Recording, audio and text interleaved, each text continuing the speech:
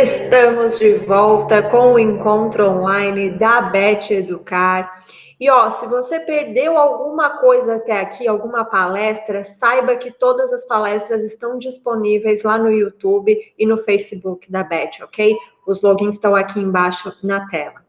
E aí, gente, o que vocês estão achando do nosso encontro online aqui na Beth Educar? A gente tem um convite, hein? Você já sabe. Nosso convite é para você fazer um vídeo curto compartilhando a sua experiência, o que você achou desse evento e principalmente contando e compartilhando com a gente qual foi a lição final que ficou para você pós-evento. E aí o que você faz?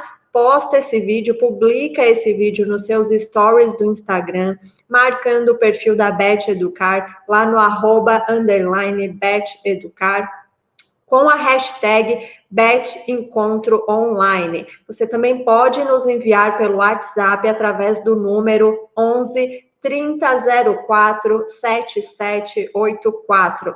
Ou ainda pode apontar o seu celular para esse QR Code que está aqui, que ele já vai te direcionar direto para uma conversa no WhatsApp. Quem sabe você não aparece no nosso vídeo pós-evento, hein?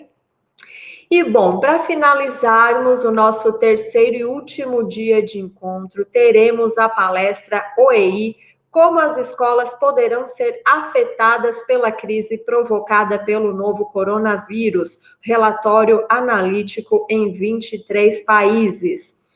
A apresentação e a mediação será feita pela Tatiana Klix, diretora do Porvir, com a participação do Rafael Calu, diretor e chefe da representação da OEI no Brasil. Também teremos a participação da Maria Helena Guimarães de Castro, embaixadora do PISA e conselheira do CNE, e o excelentíssimo senhor secretário de Educação do Estado de São Paulo, Rocieli Soares. Sejam todos muito bem-vindos. Passo agora a palavra para a Tatiana, que irá assumir o debate. Participem conosco, façam suas perguntas, comentários e sugestões através das redes sociais. Vamos aproveitar esse momento e fazer disso uma oportunidade de aprendizado e crescimento.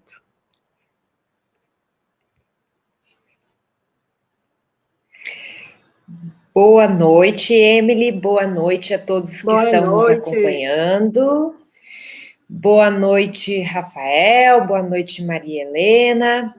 Daqui a pouquinho a gente também vai estar com o secretário Rocieli aqui presente. É um prazer muito grande poder estar participando e mediando essa conversa com vocês. Eu agradeço a presença de todos e vou começar, né? A gente quer conhecer esses resultados dessa pesquisa, não é uma pesquisa, do relatório que foi feito pela Organização dos Estados Ibero-Americanos. Eu vou começar passando a palavra para o Rafael Calu. Ele é representante da OEI no Brasil, chefe da representação da OEI aqui no Brasil, e vai contar para nós um pouco do que esse relatório está apontando, para que depois a Maria Helena e o secretário Rocieli possam também comentar esse assunto. Nós vamos estar recebendo perguntas em todas as redes que vocês estão nos acompanhando e, na medida do possível, vamos encaminhar para os nossos convidados especialistas dessa mesa de hoje. Boa noite, Rafael, vou deixar com você.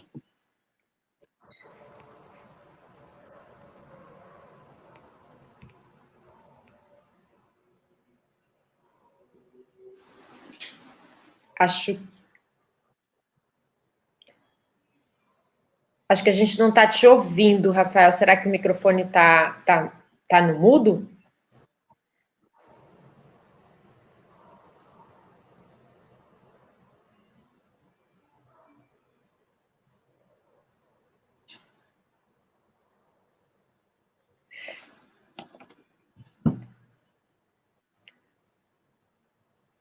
Rafael, a gente ainda não está conseguindo te ouvir. Por favor, você pode ativar o microfone? Você está conseguindo me ouvir? Na tela, pro lado direito da tela tem um microfonezinho, será que não está desativado ali no microfone?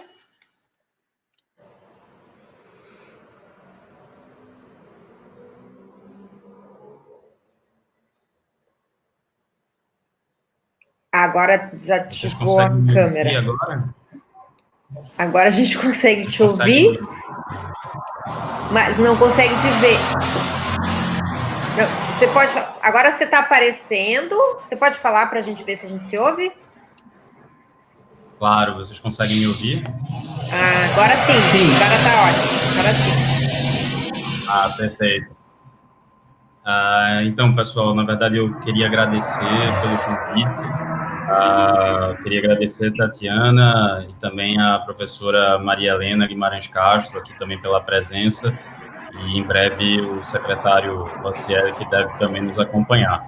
A OEI ela tem feito um trabalho bastante sólido, principalmente com a situação já mais agravada dessa pandemia, a partir do dia 11 de março, quando a Organização Mundial da Saúde eleva ao nível de pandemia exatamente essa crise, e nós temos feito uma abordagem bastante ampla com todos os países da região. A OEI é um organismo internacional que atua basicamente em toda a América Latina, além de Portugal e Espanha, onde é a nossa sede, em Madrid, e congregamos todos esses países que fazem parte desse espaço ibero-americano, e, portanto, a gente tem feito, ao mesmo tempo, desde 11 de março, uma grande avaliação e publicização de todos os atos, medidas, normativos, atividades que têm sido desenvolvidas em todos esses países, de forma a oferecer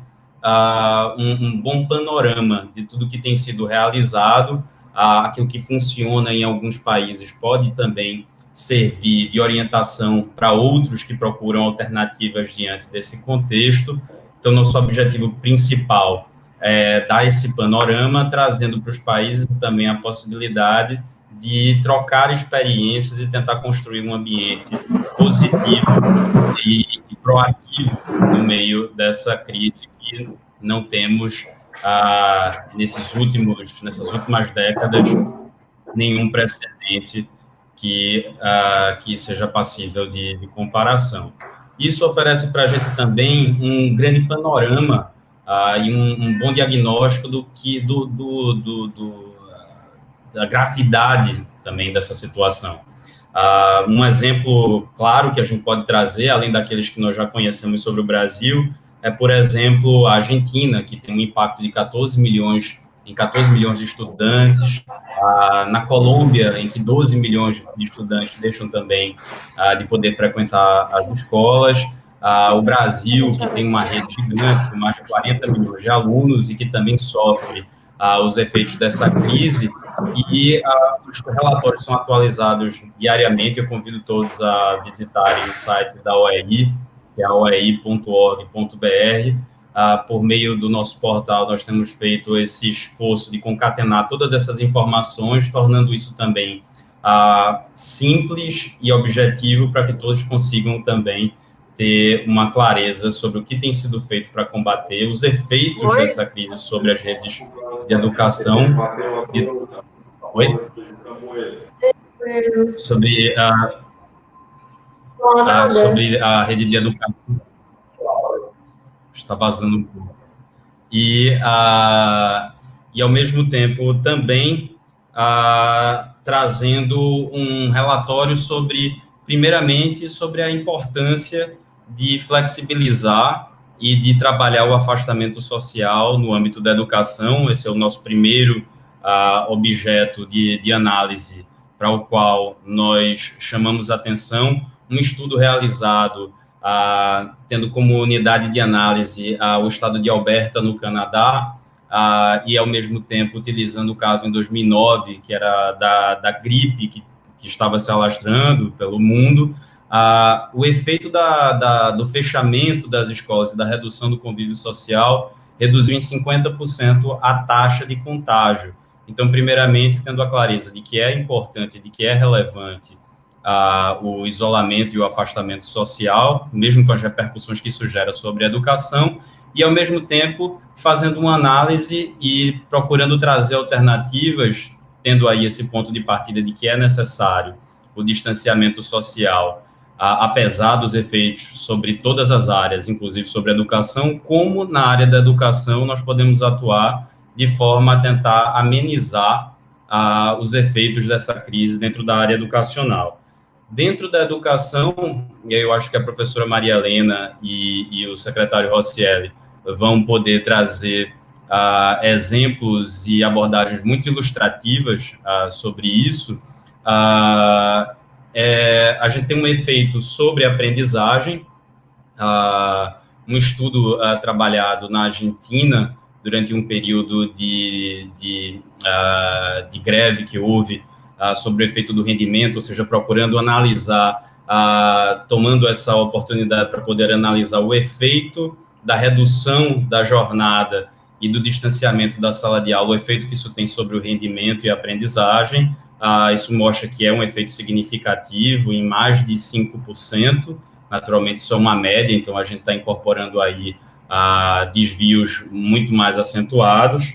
A gente tem também os reflexos que podem ter como consequência uma maior taxa de abandono, além dos efeitos dessa educação brasileira, que também tem muitos desníveis e desigualdades, né, dentro das próprias redes estaduais e municipais, mas também dentro do contexto do país, em que você tem crianças que precisam da merenda escolar como forma de nutrição básica, são as principais refeições do dia, e que são oferecidas por meio da presença da frequência escolar, e isso tem um efeito natural sobre a saúde, de tal forma que, apesar da relevância e da importância de garantirmos e de trabalharmos pelo distanciamento social, é importante também ressaltar, dentro dos efeitos e das consequências, que tem implicações sobre não somente a aprendizagem, mas também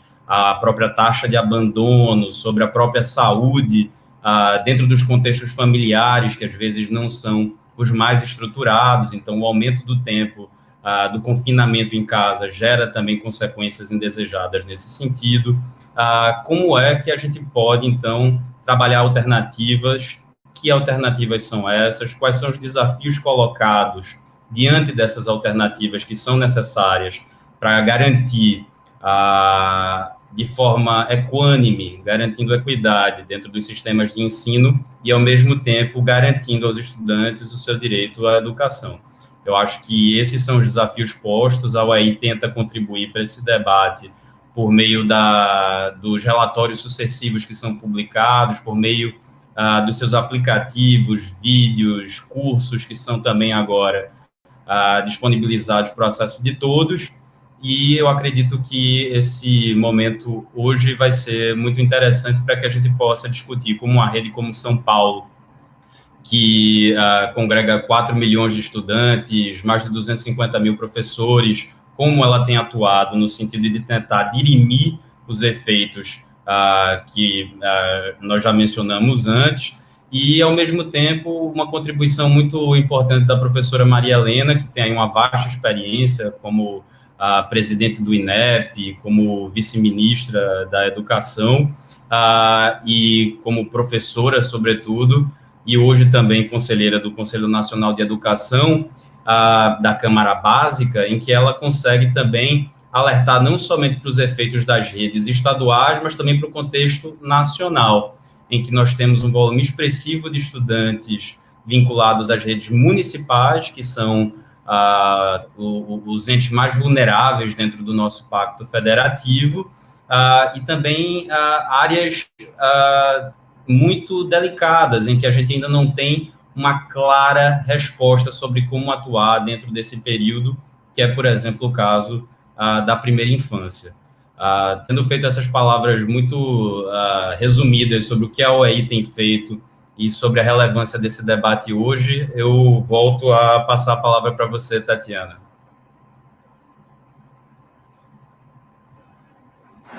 Muito obrigada, Rafael, muito obrigada por ter nos trazido essas preocupações e já trazido o que vocês já conseguiram levantar e refletir sobre os efeitos dessa pandemia também para o mundo da educação. A gente vem discutindo aí diariamente esses efeitos em várias áreas e acho que é muito importante, é um privilégio a gente poder hoje ter esse espaço para discutir esses efeitos na área de educação. Agora eu queria passar a palavra para a professora Maria Helena Guimarães. Boa noite, Maria Helena, muito obrigada por estar aqui com a gente. Você já teve acesso também a esse relatório da OEI e será uma honra para a gente se você puder compartilhar um pouco o que você já refletiu em cima desses dados e como conselheira do CNE, de que forma também o CNE já está trazendo recomendações para que a gente possa evitar essas questões, né, de desigualdade, de abandono e de efeitos na aprendizagem dos estudantes brasileiros. Bem, boa noite, Tatiana, boa noite, Rafael, boa noite a todos que estão acompanhando esse debate, agradeço o convite, é um prazer estar aqui com vocês, podendo compartilhar essas questões que são tão relevantes nesse momento, né? Primeiro, eu queria dizer que o relatório da OEI, ele segue muito parecido com os relatórios que estão sendo feitos no mundo inteiro, né? Tem relatórios aí da Universidade de Harvard, como, por exemplo, o relatório que foi coordenado pelo professor Fernando Reimers, tem vários relatórios já da OCDE, da Unesco, do Unicef, todos os relatórios mostram situações semelhantes entre os países, né? Então, assim como na América Latina como um todo e nos países lá na Espanha, Portugal, são países que pertencem à Organização dos Estados Ibero-Americanos, né?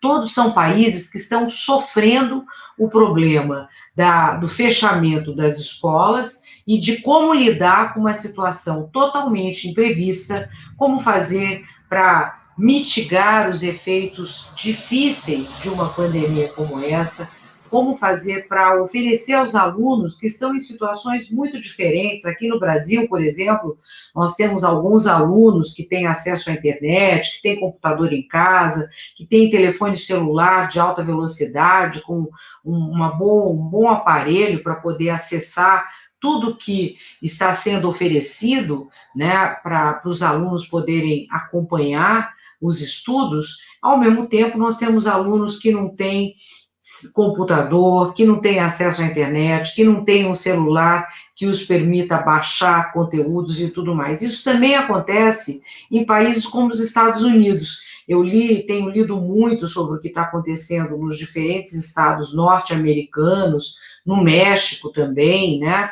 E é possível observar que as situações que nós vemos aqui no Brasil de desigualdade, elas também acontecem em outros países, e nem todos os países oferecem aos alunos as mesmas condições de acesso às novas tecnologias, etc., para que os alunos possam acompanhar as atividades não presenciais ou ensino remoto, como tem sido dito nos relatórios e nos estudos internacionais. Eu acho que, em primeiro lugar, o que chama atenção é a questão da dificuldade das escolas de educação básica, uma vez que a educação básica no Brasil e no mundo em geral é ensino presencial. Então, foi uma surpresa, as escolas não estavam preparadas, não têm materiais, não têm recursos, e os professores também não têm a cultura digital para poder preparar isso, e eu tenho informação aí de professores do Brasil inteiro que estão fazendo um enorme esforço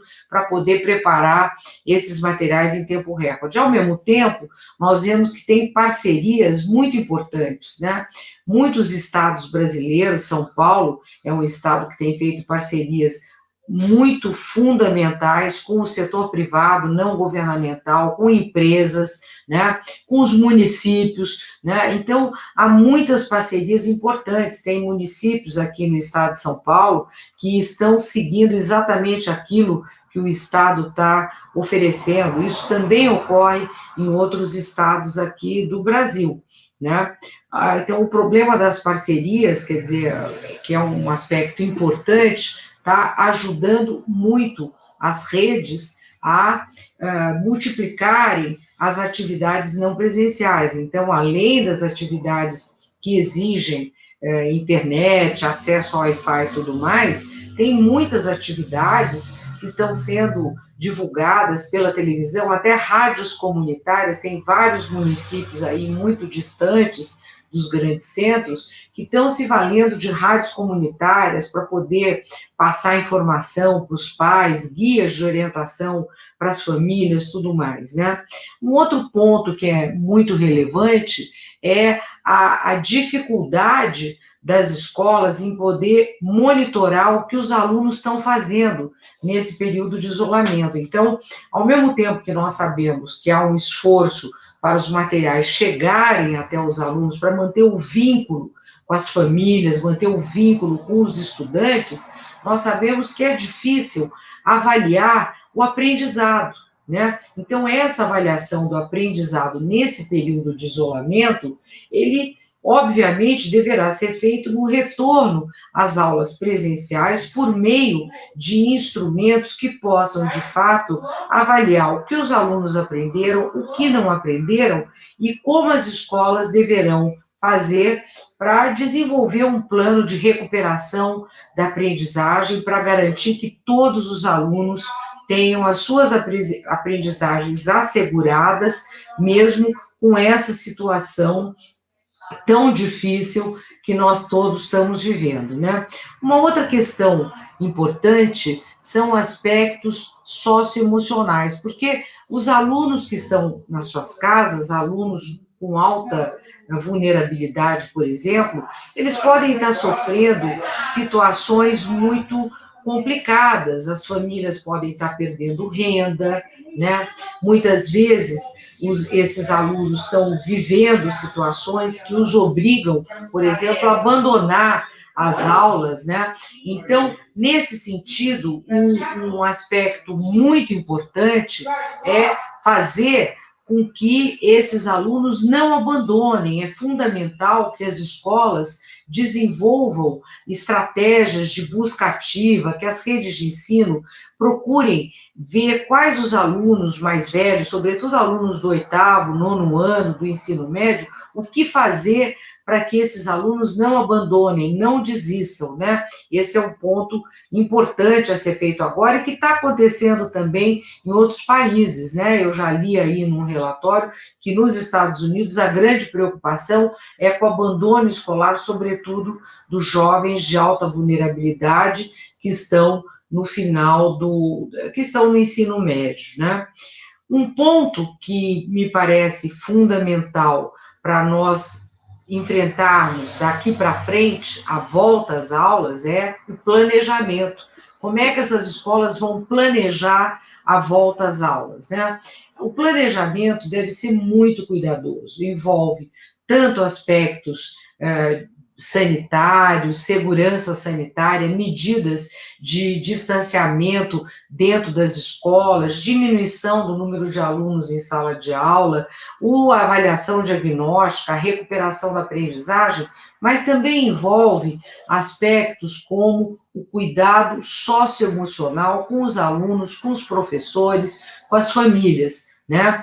Os alunos estão voltando assustados, eles não vão voltar para a mesma escola que eles conheciam, eles vão voltar para uma outra escola, uma escola que vai ter que reorganizar suas turmas, uma escola que terá que ter cuidados muito sérios com aspectos de higiene, né, com o uso de máscaras, eventualmente, né, lavação de mãos, álcool gel, uma série de cuidados que não existiam antes. Por exemplo, como é que esses alunos farão na hora do recreio, na hora do intervalo? É preciso ter cuidado. Muitas escolas no mundo inteiro, né, estão tendo o cuidado de não deixar os alunos saírem na hora do recreio, na hora do intervalo, entre uma aula e outra, para que os alunos não tenham a possibilidade de se aproximar e tudo mais. Então, há uma série de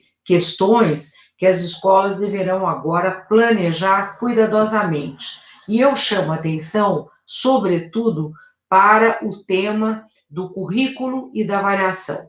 Em relação ao currículo, eu acredito que será muito difícil as escolas cumprirem todos os objetivos de aprendizagem previstos para o currículo desse ano. Então, é importante que as escolas vejam a possibilidade de uma flexibilização dos objetivos de aprendizagem previstos na BNCC, na Base Nacional Comum Curricular, que normalmente está relacionado às propostas curriculares dos estados e das escolas, né?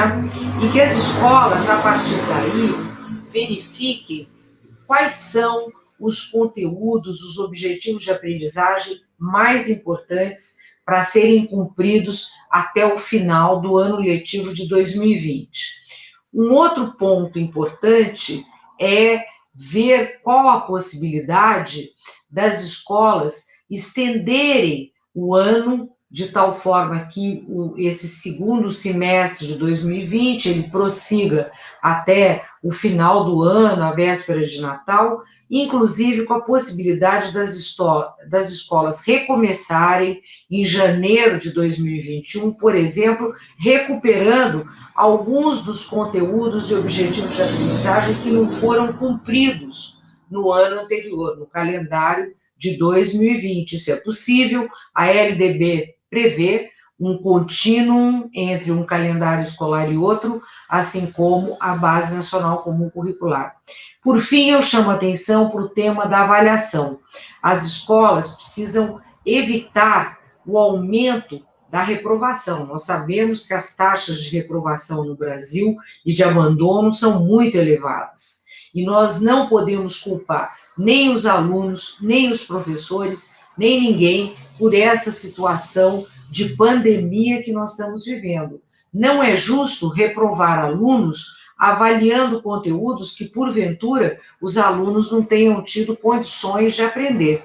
Então, eu chamo a atenção para esse ponto. Muitos países, inclusive, estão revendo os critérios, o caso da França, Portugal, né? A Itália, inclusive, baixou uma lei proibindo a reprovação nesse ano, né? Nos Estados Unidos, alguns estados estão definindo uma revisão completa dos critérios de avaliação para efeito de promoção dos alunos para um próximo ano, né? Eu sei que o Chile também está tomando esses cuidados, né? Então, eu chamo a atenção para esse ponto, porque nós não podemos aumentar as nossas taxas de reprovação, considerando conteúdos que, eventualmente, as escolas não tenham tido condições de oferecer a todos os alunos até o final desse ano letivo.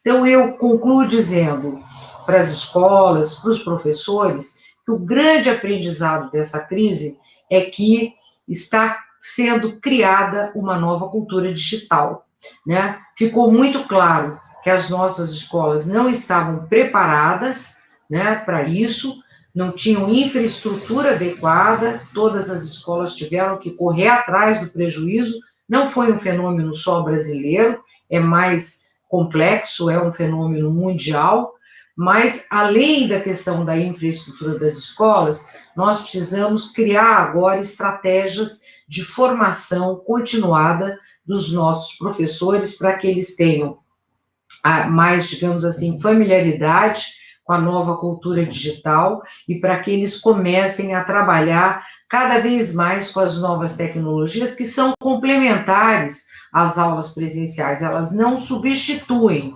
nem o professor, nem a aula presencial, mas elas podem complementar e ajudar o trabalho do professor em sala de aula. E daí eu concluo agradecendo mais uma vez, já sabendo que o secretário Rosselli vai entrar com todas as inovações que estão sendo apresentadas e implementadas aqui no estado de São Paulo e que são muito importantes. O estado de São Paulo tem sido bastante inovador, né, numa série de atividades, e eu cumprimento o secretário Rosselli, parabenizo o que a Secretaria Estadual tem feito para garantir as condições de aprendizado num momento tão difícil e com tanta complexidade. Muito obrigada.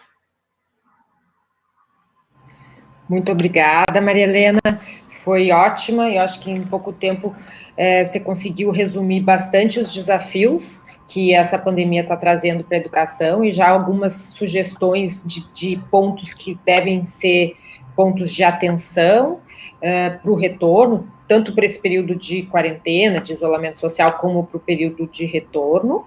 E agora a gente vai passar a palavra para o secretário Rocieli Soares. Eu não sei o quanto o secretário conseguiu ouvir a Maria Helena, porque ele demorou um pouquinho para entrar nessa nossa conversa, mas se você também pudesse trazer um pouco do que o Estado de São Paulo está preparando e está fazendo justamente para amenizar esses riscos e comentar um pouco dos pontos de atenção que a Maria Helena trouxe, como, por exemplo, a questão da avaliação, do currículo. Seria muito interessante para a nossa audiência. Tem uma série de perguntas que já chegaram, mas eu imagino que a gente não vai poder fazer todas elas, mas várias delas discorrem sobre esses pontos.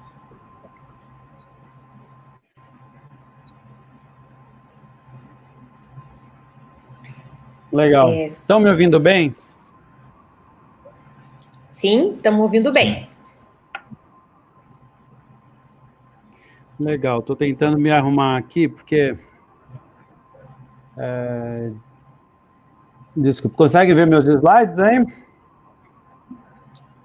Sim. Conseguimos. Obrigado. Bom, vamos lá. Sim, fechei. Desculpa aí o atraso, teve um problema aqui de equipamento, enfim. Falar rapidamente aqui, em relação ao governo do Estado de São Paulo, a Secretaria de Educação, né, a gente tem um desafio, São Paulo é um país, né? São 3,5 milhões de alunos, 250 mil servidores, 190 mil professores, em 5.400 escolas ou instituições coligadas, que a gente tem algum tipo de atendimento, Fundação Casa, presídios, né, enfim. E desde final de fevereiro, início de março, a gente começou com algo super importante, que foi a realização, no dia 2 a 6 de março, em todas as escolas da rede estadual paulista, uma semana de prevenção. Trabalhamos ações imediatas de conscientização e chegamos até o dia 13, quando a gente anunciou a paralisação gradual, que eu acho que foi um acerto em relação à modelagem que o Estado de São Paulo fez. Por quê? Porque se deu tempo para as famílias se organizarem. E aí, o que a gente tem pensado, especialmente assim, quando a gente fala de aprendizado durante a pandemia, né? Primeiro que a gente tem brigado muito para evitar grandes períodos, porque em grandes períodos, especialmente as pessoas mais vulneráveis, acabam tendo um prejuízo no desenvolvimento da aprendizagem. A gente já tinha iniciado uma discussão por conta dos períodos de férias, de reorganização das férias paulistas, e também agora, logicamente, é uma preocupação ainda maior por conta da pandemia. Oi? Vocês me ouvem?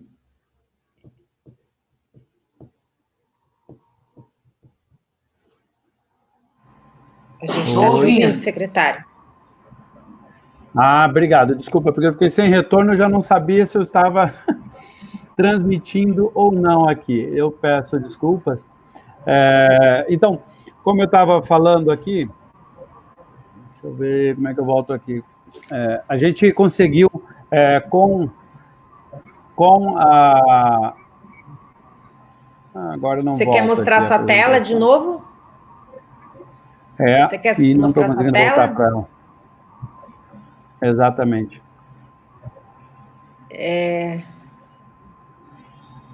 Ela está numa janela do lado, será? Isso, Vamos agora apareceu. Novo. Apareceu? Então tá bom. Apareceu. Bom, então, em relação a isso, obrigado.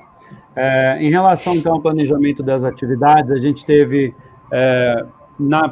com a paralisação gradual, dando tempo para as famílias, a criação, incentivo muito forte para que as escolas, professores criassem roteiros de estudos, com material orientador aos alunos, naquela semana ainda, orientações aos pais, que era muito importante, né? Lembrando que isso era uma novidade e é uma novidade para todos.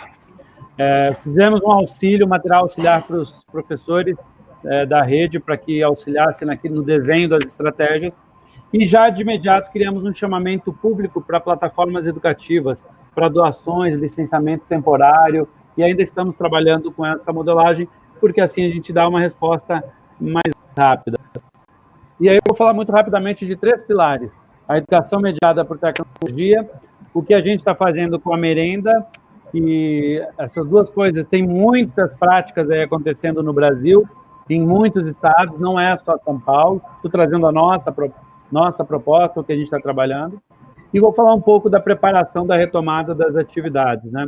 No caso do Centro de Mídias, a gente tem, em primeiro lugar, né, vamos esclarecer o que é, né? A gente não está falando de EAD, de educação à distância. O que a gente busca fazer é o ensino mediado por tecnologia, onde a aula seja ao vivo, que tenha interatividade, que a aula seja síncrona, especialmente. Geralmente o EAD, quando se vincula EAD, ele é assíncrono, né? E neste caso nós estamos buscando trabalhar com uma modelagem especialmente síncrona, inclusive pelo perfil do isolamento na quarentena. Então os alunos podem assistir tanto pelo celular quanto pela televisão as aulas ao vivo e interagir com professores, com os colegas, através do aplicativo, né? A gente tem acreditado cada vez mais que o aprendizado conjunto em qualquer lugar. Acho que isso é fundamental. Aqui é uma carinha só do aplicativo, onde vocês podem ver aqui do lado esquerdo uma professora dando aula, embaixo fica o chat. Hoje a gente já tem o Google Classroom, por exemplo, dentro do aplicativo, com dados patrocinados, lembrando que a gente está pagando a internet quando se usa dentro do aplicativo específico do Centro de Mídias de São Paulo, e estamos colocando outras ferramentas lá dentro. Então o aluno pode participar, inclusive, da transmissão, ele pode transmitir da sua casa, se o professor quiser interagir. A gente tem implementado as ferramentas gradualmente, né? Inclusive, a gente pode mandar material digital. Para os alunos que lá estão, eu posso mandar um arquivo para eles baixarem no celular, uma atividade, e em breve, inclusive, a gente vai ter as avaliações podendo ser feitas também desta forma, possibilitando, assim, uma aproximação em outros aspectos, né? O app tem oferecido muito grupos de interatividade. Por exemplo, nesse fim de semana a gente vai começar a ter a enturmação de cada sala de aula para que os professores possam conversar com seus alunos. Só para você ter uma ideia da dimensão disso, no estado de São Paulo, são 1 milhão de salas de aulas que poderão ter chat simultâneo dentro do aplicativo.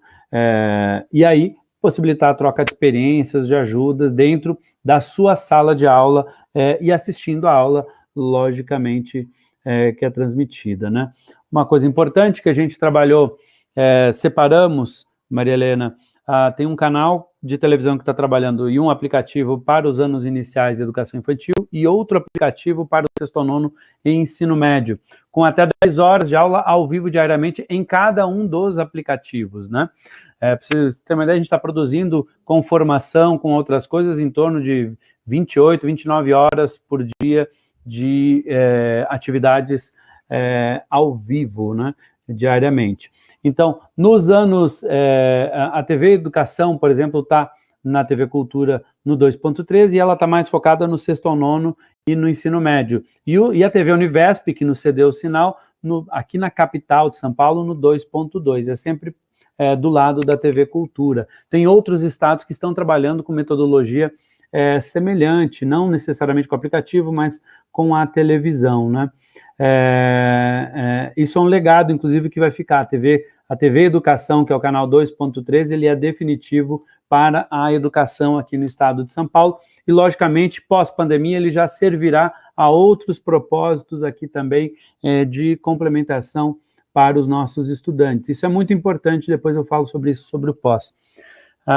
Algo que é natural, que a gente vai ter, sim, muitas dificuldades. As desigualdades são muito grandes, desde do ter o aparelho até ter a internet para poder acessar. As desigualdades são muito grandes. Dentro da escola, você imagina fora da escola, nas casas. Então, para minimizar ao máximo isso, nós estamos pagando, foi o primeiro estado a fechar e anunciar essa medida, inclusive no Ministério, em 2018, tive a oportunidade de testar essa tecnologia e por isso conseguimos ter uma ação muito rápida, inclusive, nesse momento, né? Então, os alunos estão entrando pelo aplicativo, patrocinando dados e a gente começa a patrocinar outras ferramentas da secretaria. E a gente está estudando, inclusive, colocar games educacionais lá dentro também, por exemplo, algumas plataformas também patrocinadas para engajar, que os alunos gostem, né?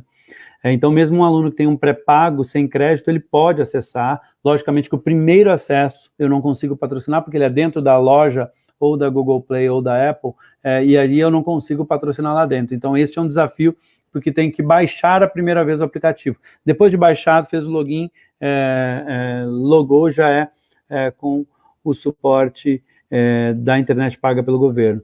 Então, o app e o canal são exclusivos da educação infantil, com aulas, atividades, linguagens específicas, customizadas lá na TV Univesp, do 2.2, sempre no ponto 2 da cultura, mais o app. Por que a gente resolveu separar? Porque o chat é muito diferente, o perfil é muito diferente, o conteúdo é totalmente distinto, a forma, as crianças não são autônomas na sua maioria, então o formato é diferente. Muitas vezes a gente está fazendo no canal da TV Univesp, por exemplo, um conteúdo voltado para os pais, porque, por exemplo, a orientação para a educação infantil, nós fazemos de meio-dia às 14 horas na televisão, mas não é necessariamente para a criança assistir. Até tem atividades de conteúdos maravilhosos que a TV Cultura e outras que estão nos cedendo tem, mas a gente tem o desafio também de formar a família, a mãe que está lá com o bebê, ficar meses parados na etapa que certamente é mais atingida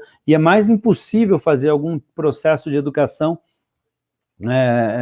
neste momento, pelo menos auxiliar as famílias para que algumas práticas, algumas intencionalidades pedagógicas, algumas brincadeiras possam ser trabalhadas com orientação de especialistas da área, por exemplo.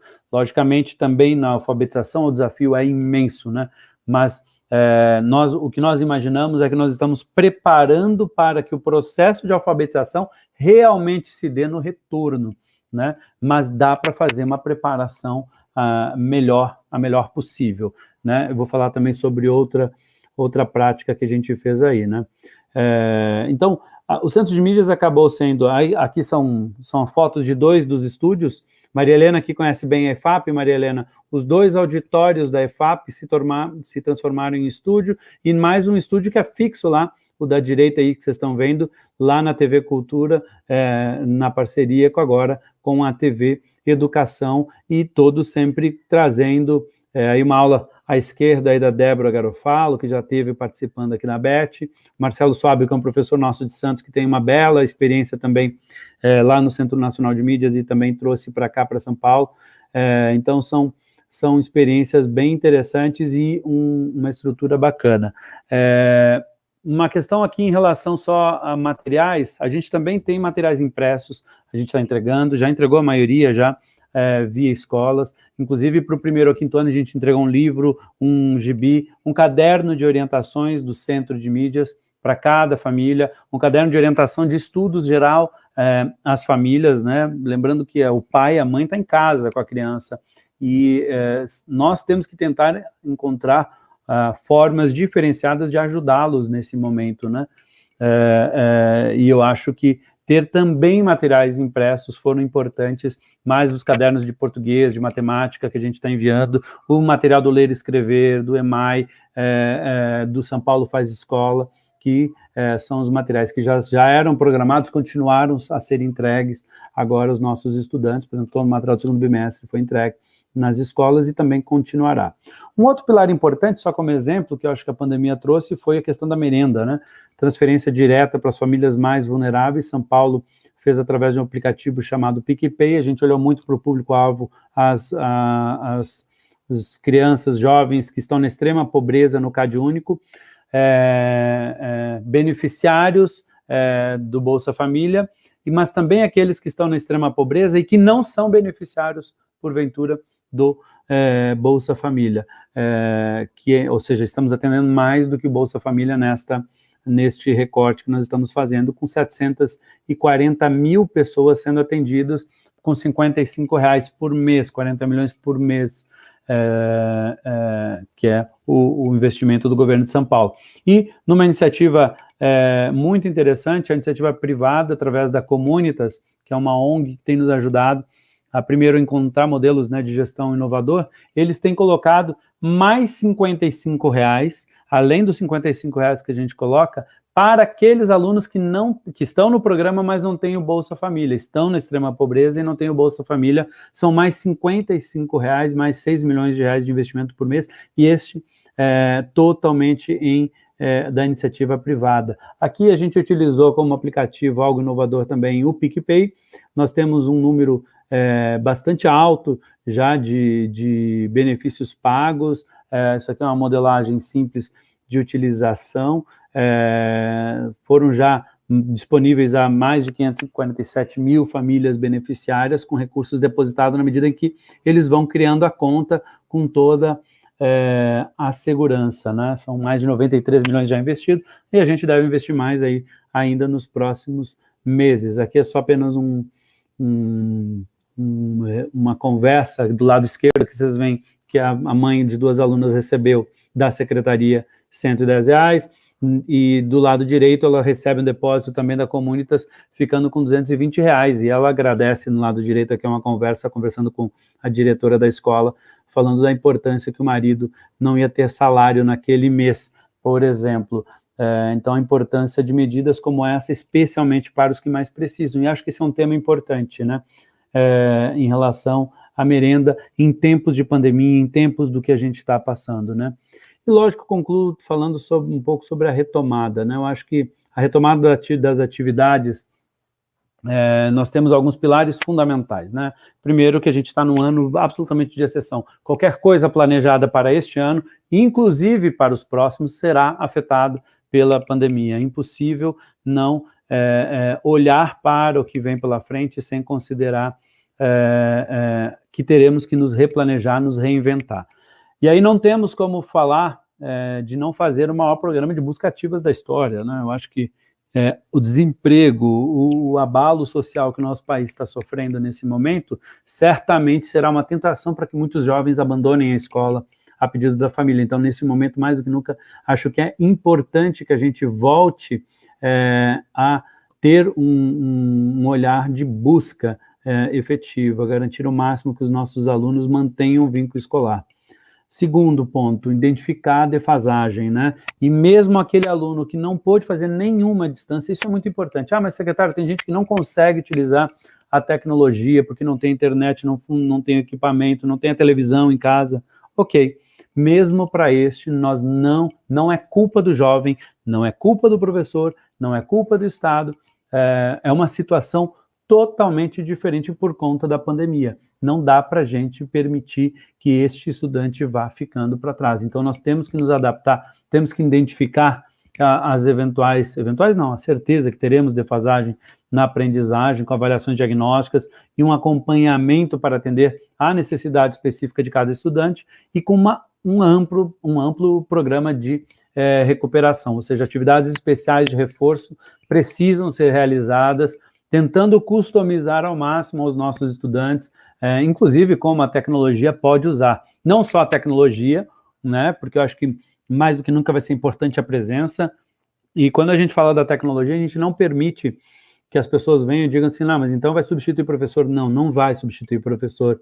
A tecnologia é mais uma ferramenta, né, que a gente deve ter à disposição da educação, mas certamente a figura do professor ela continuará sendo central nesse exemplo. E aí, quando a gente pensa aqui um pouquinho em tecnologia, logicamente a gente tem, por exemplo, aqui a gente trouxe também algo que a Secretaria está estudando, por exemplo, o Unicef tem uma plataforma gratuita de busca ativa escolar que já está disponível para os municípios, né, que tem um acompanhamento bacana, pode acessar por computador, smartphone, envio de SMS, ou seja, uma plataforma que centraliza informações sobre os estudantes, que é bem legal. À esquerda tem o site, que eu acho que vale a pena vocês conhecerem. E aí eu concluo retornando aqui, eu concluo que temos certamente muitos desafios. Não é um ano normal, nós temos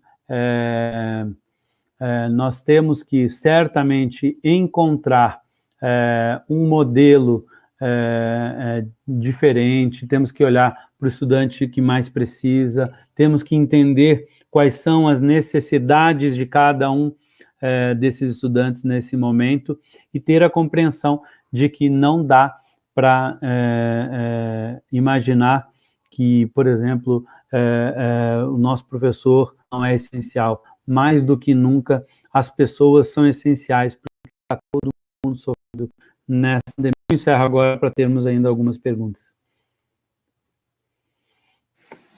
Muito obrigada, secretário. Essa sua explanação ela já passou por vários pontos das perguntas, então eu não vou fazer uma pergunta específica para não ser injusto aqui com todas as dúvidas que chegaram. A gente já está, de fato, chegando ao final do nosso tempo aqui. Eu vou passar a palavra para cada um de vocês novamente, para que vocês possam comentar. Então, só vou comentar algumas das principais preocupações que apareceram aqui nas perguntas, e aí vocês podem fazer as considerações finais, comentando algum ponto que vocês acham relevante, porque acho que nas 3 falas já se falou sobre bastante coisa. Então, as pessoas perguntaram muito sobre equidade e sobre como lidar com as diferenças. Então, quem conseguiu acessar, quem não conseguiu acessar essas aulas remotas, acho que o secretário já falou um pouco, mas se quiserem comentar um pouco mais. Algumas preocupadas, inclusive, com escolas que não é o caso da rede de São Paulo, mas eventualmente é o caso de outras secretarias que não tiveram nenhuma atividade nesse tempo. Como é que vai ficar o ano letivo, as 800 horas, enfim, como que eles vão lidar com isso.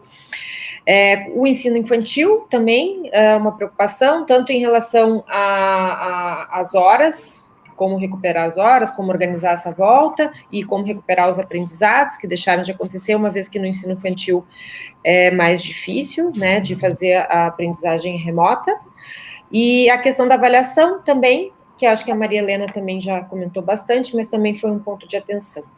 Então, eu retomo, vou passar de volta para vocês. Rafael, se você quiser começar fazendo suas considerações finais, por favor. Claro. Obrigado, Tatiana. Primeiramente, eu fico também muito feliz de mencionar que a experiência de São Paulo tem também paralelos em outras localidades aqui, inclusive da América Latina. A Colômbia tem utilizado muito o veículo de comunicação da televisão em benefício da educação, garantindo nesse momento de distanciamento social em que as escolas não estão mais funcionando, alternativas para que os estudantes possam seguir o desenvolvimento do currículo, naturalmente com adaptações, isso é natural. Um dado importante sobre isso, e que eu acho que é importante a gente ter em mente, é que uma fatia reduzida ainda dos brasileiros tem acesso à banda larga de alta velocidade.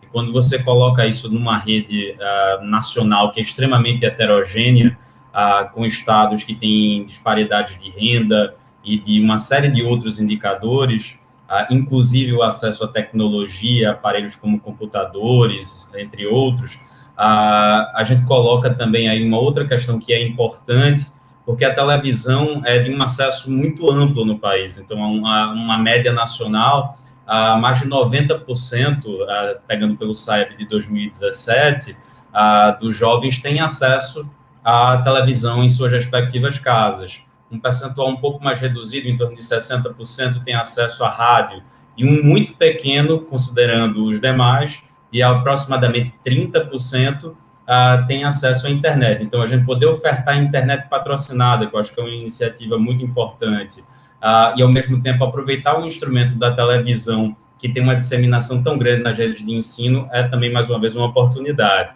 Algo que eu acho que também é digno de comentar é que qualquer que seja a ação dentro desse momento de volta, né, de retomada das aulas que vai acontecer mais à frente, ele tem que ser gradual e ele tem que ser precedido de um grande diagnóstico.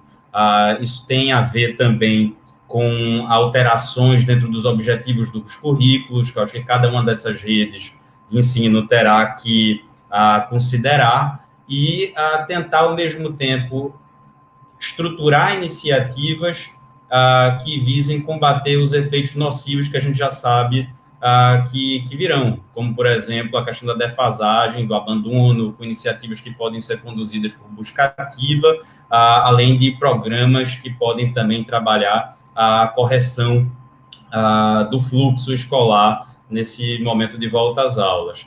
Da parte da OEI, enquanto organismo internacional de cooperação e que atua também no Brasil, momentos como esse, Tatiana, são sempre muito relevantes e acho que muito importante para a gente poder dar um panorama do que é que tem acontecido no contexto regional ibero-americano, mas também no contexto de uma rede gigante como a rede do Estado de São Paulo, e ao mesmo tempo também com a participação da professora Maria Helena, que consegue dar tanto essa dimensão nacional, como membro participante, enfim, integrante do Conselho Nacional de Educação, que mas algo que eu ainda assim acho importante relatar é que todas as redes de ensino sofreram com isso, e todas elas têm procurado estruturar alternativas e elaborar propostas que visem combater esse grande desafio. Eu acho que a Rede de São Paulo tem colocado uma iniciativa muito interessante, que, sem dúvida, é uma referência para outras redes no país que também têm tido alternativas e opções, às vezes, um pouco similares. É importante ressaltar que países como o Chile ainda flexibilizam um pouco a questão da volta às aulas, em que não há um completo fechamento da rede de educação, mas, tirando o Chile, todos ainda enfrentam essa dificuldade. Há áreas aí que merecem também uma atenção especial, como a área da primeira infância, em que você tem um contato físico constante. Então, se você tem, por necessidade, o contato físico, como é que você vai estruturar a retomada das aulas e a reabertura das creches pré-escolas, considerando esse contato físico tão constante? Como é que você consegue fazer com que a família participe ativamente também dentro desse projeto, desse processo que é muito complexo e que não é apenas uma iniciativa da rede, ela também envolve a família e, naturalmente, os estudantes.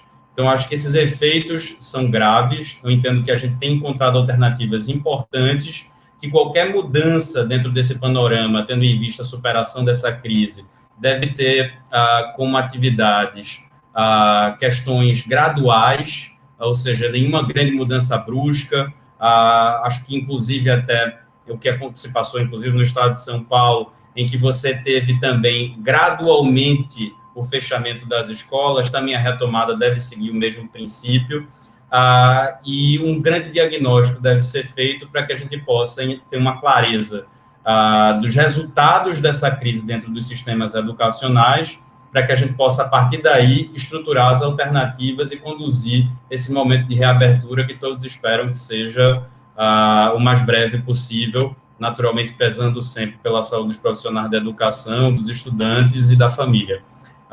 Eu gostaria de agradecer pelo convite e também pela companhia, Tatiana, Rocieli, Maria Helena.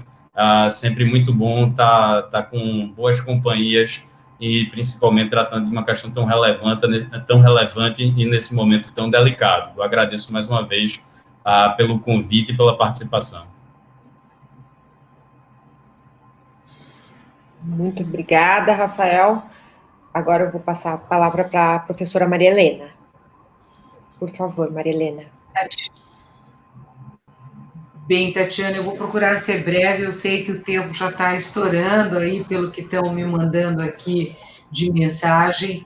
O que eu quero dizer é o seguinte: primeiro, que a maioria dos estados brasileiros tem feito um grande esforço para fazer algum tipo de atividade não presencial ou um conjunto de atividades. Quer dizer, eu acho que o caso de São Paulo é muito relevante pela criatividade, pelas inovações que foram implementadas, mas há muitas iniciativas que estão sendo feitas, agregando tanto videoaulas, materiais que são encaminhados à casa dos alunos, materiais impressos, uso do livro didático, aula pela televisão, enfim, há uma série de iniciativas que procuram manter o vínculo com a família, o vínculo com os estudantes, para que eles não percam este vínculo. Isso é fundamental. No que se refere especificamente à educação infantil, que é uma questão que surgiu aí nas perguntas, a educação infantil, no caso do parecer do Conselho, nós mostramos duas coisas importantes. Primeiro, que as atividades não presenciais, elas têm por objetivo manter o vínculo com a família. Claro que a família precisa fazer essa mediação, que, como disse o Rafael, a educação infantil depende de atividades muito concretas. O mais importante é manter o vínculo, atividades lúdicas, brincadeiras, né, que possam estimular a criança do ponto de vista cognitivo, comunicacional, socioemocional, tudo mais. Claro que muitas escolas de educação infantil não estão desenvolvendo atividades não presenciais, inclusive porque não têm condições de desenvolver, e as famílias também muitas vezes não querem, né?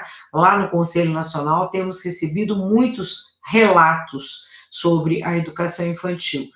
No entanto, a educação infantil, de acordo com a LDB, ela tem a possibilidade, de acordo com o artigo 31 da LDB, de oferecer 60% das 800 horas, uma vez que não tem retenção de aluno para cumprir as atividades previstas neste ano de 2020. Claro que isso não é o desejável, o importante é fazer com que a criança se mantenha ativa, dentro de um conjunto de atividades que possam estimulá-la, né, e que as famílias, os responsáveis, façam esse papel de mediação com a escola, a partir de uma indução da escola, do professor, interagindo com as crianças, né?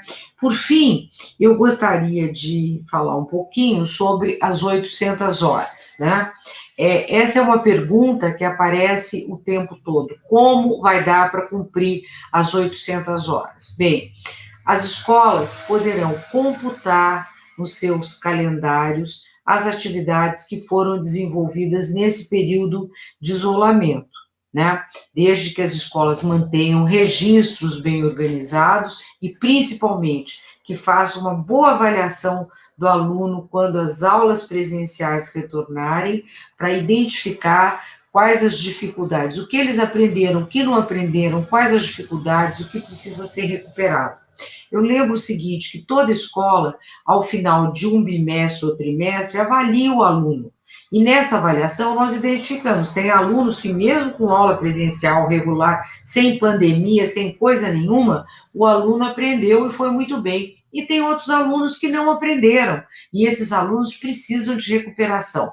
Agora, claro que a situação é mais complexa, muito mais complexa. Então, obviamente, um número maior de alunos precisará de um apoio. E, para isso, eu chamo a atenção da importância de nós usarmos, inclusive, as tecnologias, não é, que podem ajudar na recuperação dos alunos, sempre com a mediação pedagógica dos professores, né? Porque essa mediação pedagógica é que vai ajudar o aluno a recuperar os aprendizados que não foram aprendidos no período de isolamento, né? Encerro mais uma vez agradecendo e fazendo, assim, um apelo a todos os governadores, prefeitos, secretários de educação, educadores. Nós precisamos garantir banda larga para todas as escolas brasileiras, né? Eu fico impressionada de ver que na China, já 90% das escolas têm banda larga. Então, nós precisamos também, aqui no Brasil, garantir a banda larga para a maioria das nossas escolas, né? Aqui nós temos apenas, em menos de 30% das nossas escolas, acesso à banda larga. Então, essa é uma questão crucial para que a gente possa, no futuro, melhorar o apoio, a complementação das aulas presenciais, utilizando todos os recursos que as tecnologias nos oferecem. Agradeço mais uma vez, cumprimento o Rafael pelo trabalho que vem desenvolvendo aqui pela UEI no Brasil, pelo trabalho que a UEI desenvolve em toda a América Latina e nos países membros. Cumprimento o secretário Rocieli e desejo a todos muito sucesso nessas atividades que são fundamentais para as nossas crianças, para os nossos estudantes. Muito obrigada aos organizadores da Beth Educar. Obrigada, Tatiana. Muito obrigada, Maria Helena, por esses esclarecimentos e reflexões. Eu vou passar rapidinho para o secretário Rocieli, porque a gente realmente já estourou o tempo, mas eu sei que ele ainda tem bastante coisa para compartilhar com a gente. Então, fica à vontade, secretário, por favor. Bom, começo agradecendo, Tatiana, obrigado, Rafael, Maria Helena que conhece tão bem essa rede também. Quero agradecer aí toda a organização da BET, porque estaríamos, né, neste mês tendo a feira presencialmente, estaríamos lá, todo o movimento, e é importante que a gente tenha espaços como esse, mas estamos nos reinventando, assim como todo mundo está tentando se reinventar. E eu acho que deste grande problema podem surgir grandes oportunidades aqui. Eu, por exemplo, acabei de ver aqui o comentário da Marileia Ferlo, não sei se eu pronunciei certo, Marileia, mas ela disse, um dia eu vou querer essa serenidade para falar com você, assistindo aula de português no Centro de Mídias, junto com essa palestra, professor Polivalente. E ela traduziu algo que é fundamental, que eu queria dizer. Então, por mais que a gente faça esforço, teremos problema, teremos dificuldades, porque nada assim, vai conseguir substituir, nada é feito para substituir o grado central, que é o professor, na sala de aula, com o estudante. A tecnologia devia estar lá para apoiar, devíamos ter lá, sim, melhor conexão, melhor estrutura, tem uma série de desafios que a gente precisa ter lá dentro. O que nós temos que ter é um espírito de solidariedade. Eu acho que é fundamental para que a gente possa enfrentar todas as dificuldades. Temos desafios? Temos problema de equidade? É claro que esse problema de equidade não é só por conta da pandemia. Ele é evidenciado sob outro aspecto no uso da tecnologia por esta pandemia. E a gente está tentando encontrar uma maneira de minimizar a inequidade. Ela existe, essa desigualdade social existe no dia a dia, mesmo lá dentro da escola. E eu acho que este debate nós não podemos perder. E essa solidariedade de buscar encontrar soluções, nós não podemos perder. Aí praticamente 2 milhões de alunos acessando nossas plataformas, entre televisão, materiais e tudo mais, de 3 milhões e 300 mil que nós estamos neste ano. Mas falta bastante. Mas a gente já andou muito mais do que se tivéssemos ficado parado e esperando. Então, eu só quero agradecer em nome da professora Marileia a todos os professores que estão fazendo um grande esforço, estão tentando se recriar, pensar, achar uma forma para que os nossos jovens não fiquem sozinhos nessa. Tem muita coisa para corrigir, para melhorar, e eu tenho sido muito claro, faço videoconferência todos os meus professores lá dentro do Centro de Mídias, falo dos problemas, das perguntas difíceis, tentando encontrar soluções em conjunto, mas tendo depoimentos maravilhosos, coisas incríveis sendo feitas pelas nossas escolas e em todo o Brasil, não só aqui no estado de São Paulo. E eu acho que a gente precisa olhar sempre pelo lado bom aqui na educação. Porque se a gente não consegue voltar presencialmente, a gente precisa apoiar todos os nossos jovens, crianças, famílias, especialmente nossos professores nesse momento. Desejo boa noite, muitos desafios para nós e obrigado mais uma vez. Muito obrigada, secretário. Bom, vamos encerrando, então. Eu queria dizer que eu me sinto muito privilegiada por ter ouvido as reflexões e ouvido o que vocês têm contribuído, e acho que todo mundo que participou também vai reconhecer isso. Vocês estão de parabéns, porque cada um no seu espaço, nas suas organizações, nas suas responsabilidades, está trabalhando intensamente e trazendo muitas ideias novas e muitas ações novas para que os estudantes consigam continuar aprendendo e para apoiar os professores que estão fazendo um enorme esforço para que isso aconteça nas condições atuais.